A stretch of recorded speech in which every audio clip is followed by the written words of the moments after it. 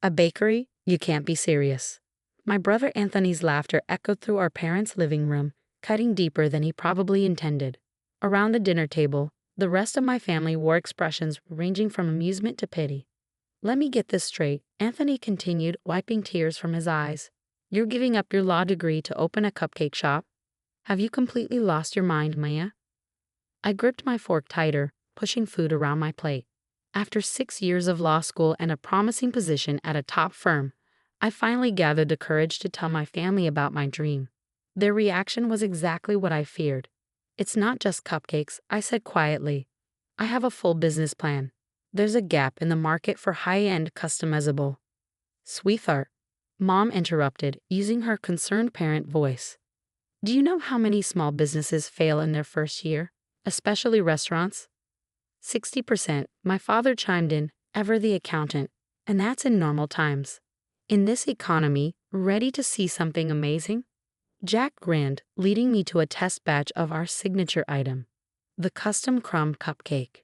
These weren't just any cupcakes. Using our patented base and a modular approach to flavors and textures, customers could customize every aspect of their dessert through our app. The orders would be partially pre-prepped, then finished fresh in-store within minutes. Perfect crumb structure, Jack said, cutting one open. And the shelf life tests are even better than we hoped. These will revolutionize the industry. I took a bite, closing my eyes at the familiar perfect texture. We'd done it. After countless failed experiments and late nights, we created something truly unique. The first location opens in 6 weeks, I said. Anthony smirked. Hey, maybe she can bake cookies for my firm's corporate events. You know, once the novelty shop inevitably fails. I looked around the table at my successful family. Anthony, the hotshot corporate lawyer. Mom, the hospital administrator. Dad, the senior partner at his accounting firm. Even my younger sister Sophia was finishing her MBA at Wharton. None of them knew that I'd spent the last 3 years secretly developing recipes, studying business models, and saving every penny I could. They had no idea that while billing hours at the law firm, I'd been testing my creations at local farmers markets under a different name, building a loyal following. I've already signed a lease, I announced. The table fell silent. You what? Dad's fork clattered against his plate. A small space downtown. The previous tenant was a cafe, so most of the kitchen infrastructure is already in place. Tell me you didn't use your law school fund, Mom pleaded. No, I said. I used my own savings, and I got a small business loan. A loan? Anthony laughed again. Oh, this gets better and better. How much did you put yourself in debt for this little hobby? $150,000. The chaos that erupted was exactly what I'd expected.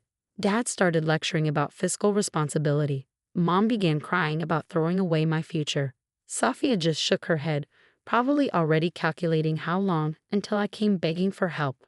I'm opening in 6 weeks, I said firmly, standing up. You can either support me or not, but I'm doing this. I left them sitting there, their protests following me out the door. In my car, I finally let out the breath I'd been holding. Pulling out my phone, I checked the latest message from Jack, my best friend and secret weapon. Production test successful. New recipe scaling perfectly. When can you come see? I smiled, thinking of what my family didn't know. While they assumed I was just another burnout with a half-baked dream, Jack and I had spent months perfecting something revolutionary. Jack was a chemical engineer who'd left his job at a major food corporation over ethical disagreements. We'd met at a farmer's market where I was selling my early experiments, and he'd been fascinated by my unique approach to baking. Together, we developed a proprietary recipe base that solved the biggest problem in baked goods manufacturing: maintaining artisanal quality at scale. Our products could be partially pre-made, flash frozen, and finished fresh at individual locations, maintaining the taste and texture of just baked goods while allowing for efficient mass production. But that was just the beginning. The next morning, I met Jack at our small production facility, currently disguised as a storage unit on the outskirts of town. Inside, the space was immaculate, filled with professional-grade equipment we'd slowly acquired over the past year. Think we're ready? Jack's answer was interrupted by my phone buzzing. Another text from Anthony. Hey sis, I showed some colleagues your business plan. We had a good laugh. But seriously, it's not too late to come back to the firm. Your position is still open. I ignored it, focusing instead on the tablet displaying our production schedules, marketing plans, and the preliminary designs for our ordering app. We thought of everything, planned for every contingency. The next month and a half passed in a blur of preparations. My family's attempts to talk sense into me grew more frequent and desperate as opening day approached. Mom started sending me job listings. Dad offered to help me understand the numbers. Anthony alternated between mockery and condescension. I stopped attending family dinners. Finally, opening day arrived. I stood in front of my shop, Sweet Revolution, watching the morning sun reflect off the sleek, modern signage. Through the windows, I could see the minimalist interior we designed. Clean lines, digital ordering kiosks, and a transparent prep area where customers could watch their custom creations being finished. Ready? Jack appeared beside me, tablet in hand. Our app had gone live at midnight, and we'd been monitoring the numbers. How many pre-orders? He grinned. 212. Mostly from your farmers market regulars. Word spread fast once they realized you were behind this. I took a deep breath and unlocked the door. We'd hired and trained 3 staff members, all with specific experience in either baking or tech. The morning went smoothly, each custom order assembled and finished with precision. By noon, there was a line around the block. It turned out that people loved the idea of designing their own perfect dessert. The app made it easy, letting customers adjust everything from sweetness levels to texture preferences. Each order was assembled using our pre-prepped components, then finished fresh using our patented process. The local food blog showed up around 2 o'clock. By 3, their review was live. Sweet Revolution isn't just another bakery, it's the future of custom desserts. The ability to design your perfect treat, combined with genuinely exceptional quality, creates something entirely new in the industry. At 4, a reporter from the city paper arrived.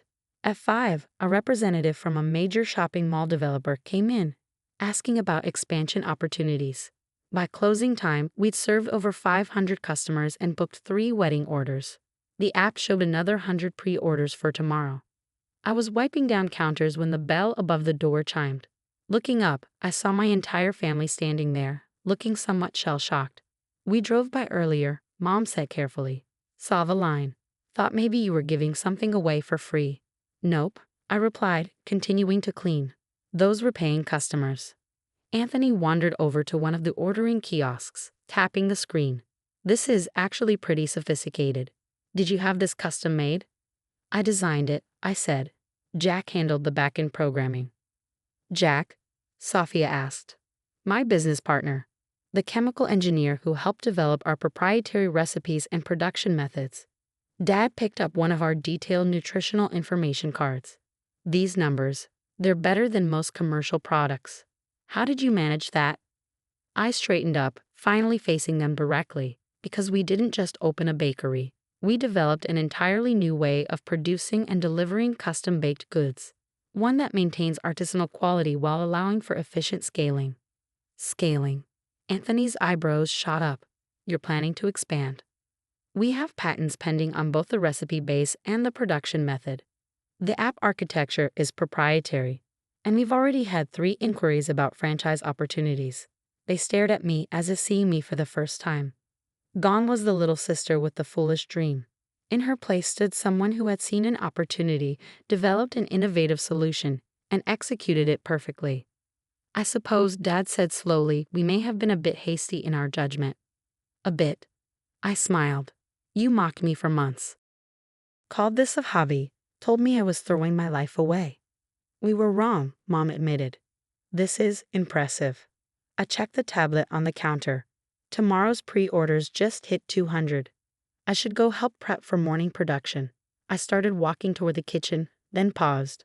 Oh, and Anthony, about that offer to bake for your firm's events? Our corporate catering minimum is $5,000. You can book through the app. The look on his face was priceless. As they left, I heard Sophia ask, did anyone else know she was capable of something like this? I smiled, thinking of the expansion plans already in motion. They had no idea what was coming next. 3 months after opening day, I sat in my office above the original Sweet Revolution location, reviewing expansion proposals. The shop's success had exceeded even our optimistic projections. Each week brought new inquiries from potential franchisees and investors. Jack burst in, tablet in hand. "You need to see this." He turned the screen toward me. It was an article in Forbes. Sweet Revolution. How a small bakery is disrupting a $50 billion dessert industry. "They're calling us the Apple of bakeries," he grinned. The combination of tech and traditional baking really caught their attention. Before I could respond, my phone buzzed. Anthony's name flashed on the screen. The first contact from my family in weeks. I let it go to voicemail. "Your family still giving you the cold shoulder?" Jack asked. "More like strategic silence," I replied. "They're waiting to see if this is real success or just a flash in the pan." As if on cue, my email pinged. A message from Sophia. "Hey sis, some of my Wharton professors are really interested in Sweet Revolution's business model. Would you be willing to speak to my entrepreneurship class? Also, I have some ideas about expansion strategy." I closed the email without responding. Now that success was obvious, everyone had ideas about my business. The truth was, we were already executing our expansion plan. The patents for our recipe base and production method had been approved. Our app had over 100,000 downloads. And we just signed leases for 3 new locations in premium shopping districts. But scaling wasn't simple. Our biggest challenge was maintaining quality while growing rapidly. Each new location needed specialized equipment and extensively trained staff. We couldn't just franchise to anyone with capital. They needed to understand and commit to our vision of revolutionizing the industry. The mall developer called again. Jack said, pulling up another email. "They're offering premium locations in 15 cities, rent-free for the first year." I nodded. "Schedule the meeting. But first, we need to deal with something else." I turned my laptop around to show him the trademark application I just discovered. Someone had tried to register Sweet Revolution in 3 neighboring states. The applicant? Revolution Desserts LLC, owned by none other than my brother Anthony. "Your own brother tried to steal your trademark?" Jack was incredulous. "Tried and failed," I smiled. "I registered everything nationwide before we even opened. Anthony may be a corporate lawyer, but he underestimated how thoroughly I protect our intellectual property." My phone buzzed again. Anthony calling for the 3rd time today. This time I answered. "Hey sis," his voice was artificially casual. "Been trying to reach you. Listen, some colleagues and I have a business proposition." "Would this proposition involve the trademark applications you just filed?" I interrupted. A pause. You saw those. Look, I was just trying to protect your interests in those markets. Maybe we could discuss a partnership. My firm has extensive experience in franchise law, and with my connections. The applications have been rejected," I cut in. "And Anthony? If you ever try something like this again, I'll have my lawyers contact your firm's ethics board." I hung up, feeling a mixture of anger and satisfaction. The same brother who'd laughed at my dream was now trying to profit from its success. The next few months were a whirlwind of controlled expansion. We opened 5 new locations, each an immediate success. Our production facility, no longer hidden in a storage unit, now occupied a state-of-the-art building outside the city. The media attention grew. Business magazines praised our innovative approach. Tech blogs raved about our app's user experience. Food critics wrote glowing reviews of our products. Then came the morning I'd been both expecting and dreading. My parents showed up at the original store just before opening. "Honey," Mom started, her voice gentle, "we've been doing some thinking. Your father and I have significant savings and we'd like to invest in Sweet Revolution's expansion." Dad pulled out a folder. "I've run the numbers. With proper capitalization, you could expand much faster. We're prepared to offer." "No," I said firmly. They stared at me, confused. "But we're trying to help," Mom protested. "Now you want to help? Where was this help when I was working 18-hour days to launch? Where was your support when I was testing recipes at midnight after billing hours at the law firm?" "We were worried about you," Dad said. "We didn't want you to fail." "No," I corrected him. "You didn't want to be associated with my failure. There's a difference." I walked them through the store, showing them the sophisticated systems we developed, the custom ordering kiosks, the efficient production line, the real-time inventory management. Sweet Revolution isn't just successful, I explained. We're revolutionizing an industry. Last month's revenue across all locations was $8.2 million. We're projecting over $90 million in sales next year. Their jaws dropped at the numbers. We don't need investment, I continued. We're expanding using our own profits. Every decision, every location, every product, it's all carefully planned and executed according to our vision. Your vision, Mom said softly. We never really saw it, did we? No, I agreed. You were too busy telling me what I couldn't do to see what I was actually doing. Later that day, I had another visitor, Sophia. I've been studying Sweet Revolution in my advanced entrepreneurship seminar, she said. What you've built here, it's incredible. The professors are calling it a perfect case study in disruptive innovation. I looked at my younger sister, seeing real admiration in her eyes for the first time. Want to know the secret? I asked. She nodded eagerly. Everyone told me to think smaller, to be practical, to not take risks. I succeeded because I didn't listen. The next year brought explosive growth. We opened 20 new locations across the country. Our app hit 1 million downloads. Sweet Revolution became a case study at leading business schools, including Wharton, where Sophia proudly presented my story to her classmates. Anthony eventually apologized for the trademark incident, though he still occasionally sends business proposals that I politely decline. Mom and Dad finally stopped sending job listings. Instead, they became our most enthusiastic customers, writing to friends about their daughter's innovative vision. 5 years after that first mocking family dinner, I stood on stage at the National Business Innovation Awards, accepting Entrepreneur of the Year. Jack stood beside me as we described how a small bakery had grown into a $90 million enterprise that changed an industry. In the audience, I spotted my family, all of them. They were beaming with pride, though I noted a hint of shame in their expressions too. Pride in what I'd accomplished, shame in how they dismissed my dreams. The secret to success, I said in my acceptance speech, isn't just having a good idea. It's having the courage to pursue that idea even when everyone tells you it's impossible. Sometimes the people closest to you will be the ones who doubt you most. Prove them wrong. Afterward, at the reception, Anthony approached me looking somewhat sheepish. Remember when I offered to let you bake cookies for my firm's events? He asked. I smiled. I do. In fact, I just signed a national corporate catering contract with your firm's parent company. $2 million annually. His face was priceless. Today, Sweet Revolution has over 100 locations nationwide. Our production methods have set new industry standards. The app has become a case study in digital innovation. But my favorite part? Every morning, I still go into the original store before opening.